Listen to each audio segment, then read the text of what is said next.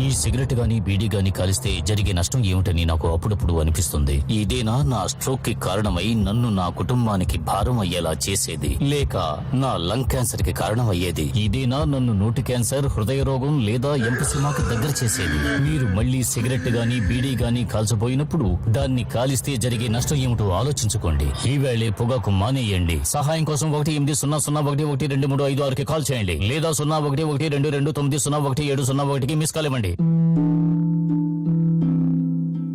నా జీవితం ఇలా మారిపోతుందనుకోలేదు.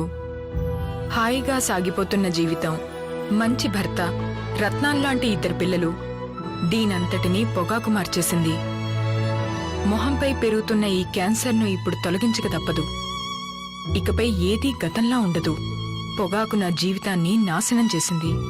ఖైనీ, గుట్కా, తంబాకు, జర్దా, పాన్ మసాలా ఇవి జీవితాన్ని చిన్నాభిన్నం చేస్తాయి.